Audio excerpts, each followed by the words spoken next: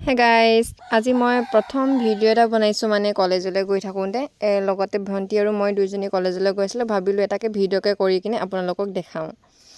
চাওকচোন মানে ৱেডাৰটো ইমান ধুনীয়া লাগিছে ন ৰ'দো হৈ আছিলে আৰু গাইজ মানে প্ৰথম বুলিয়ে কৈ দিছোঁ কাৰণ মোৰ আগতে এটা ইউটিউব চেনেল আছিলে মানে তাত ইমান মই একো ভিউৱাৰ্ছ একো পোৱা নাছিলোঁ কাৰণে মই চেনেলটো বন্ধ কৰি দিব লগা হ'ল কাৰণ মোৰ বহুত মানে ভাল নালাগিছিলে সেইটো কাৰণে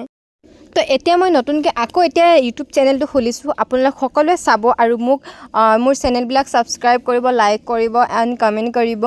আৰু এতিয়া মই কলেজ আহি পাই গ'লোহি কলেজত আজি কিবা এটা মানে ফেষ্টিভেল আছে তো আপোনালোকক দেখাম বুলি ভাবিছোঁ আপোনালোকে ভিডিঅ'টো স্কিপ নকৰি চাই থাকক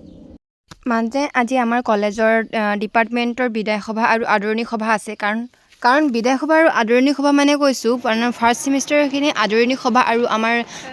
যিসকল ডাঙৰ দাদা বাইদেউসকলৰ 6 ছেমৰ তেওঁলোক যিহেতু ওলাই গৈছিল সেই তেওঁলোকৰ বিদায় সভা উপলক্ষে এখনি অকণমানিকৈ সভা অনুষ্ঠিত কৰিছে আৰু সৰুকৈ হ'লেও তেওঁলোকে আমাক বহুত ধুনীয়াকৈ ৱেলকাম কৰিলে ভাল লাগিছে ইমান ধুনীয়াকৈ আৰু ইমান ডিচিপ্লিনকৈ কৰাৰ কাৰণে আৰু আমাৰ তাৰ পাছতে আমাৰ অডিটৰ ৰুমত আমাৰ মেম আৰু ছাৰ বাইদেউসকল আহিলে তাৰ পৰা আমাৰ বন্তি প্ৰজ্বলনৰ কামবোৰ হ'ল তাৰ পৰা ছাৰ মেমহঁতৰ আসন গ্ৰহণৰ কাৰ্যসূচীসমূহ হ'ল তাৰ পৰা আমাক ৱেলকামৰ গীত গাই কিনে আমাক ৱেলকাম কৰিলে ধুনীয়াকৈ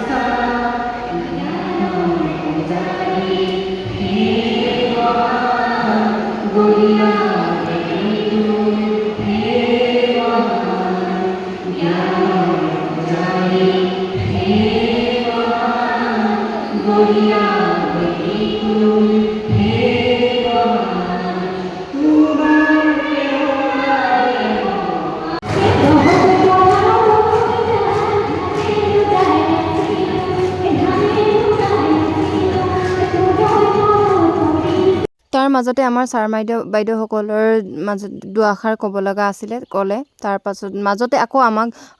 কিবা এটা পেটিছ আৰু কিবা জুচ খাব দিলে